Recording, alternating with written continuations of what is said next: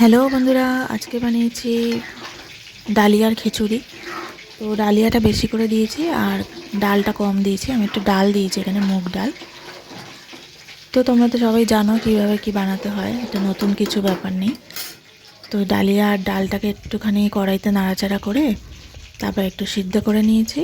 এবার ফোড়ন দিয়েছি কালো জিরে, সাদা জিরে দিয়ে, শুকনো লঙ্কা, কাঁচা লঙ্কা দিয়ে আর সমস্ত রকম সবজি দিয়ে দিয়েছি। ফুলকপি, গাজর, বিনস, তারপরে কড়াইশুঁটি, কুমড়োও দিয়েছি, আলুটা বাদ দিয়ে দিয়েছি। তো এই দিয়ে নুন, মিষ্টি, হলুদ দিয়ে দেখো হয়ে গেছে। এখানে ঘিটা আমি দিইনি, ঘি ছাড়াই খেয়েছি সবাই। তো জানোই তো ডালিয়ার খিচুড়ি এসব ভালোই হয় আর হেলদি হয় খুব। তো তোমাদের কাদের কাদের পছন্দ একটুখানি জানিও কমেন্ট করে।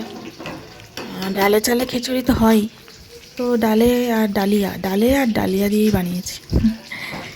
তো কেমন হয়েছে বন্ধুরা একটু কমেন্ট করে জানিও, ঠিক আছে? থ্যাংক ইউ সবাইকে।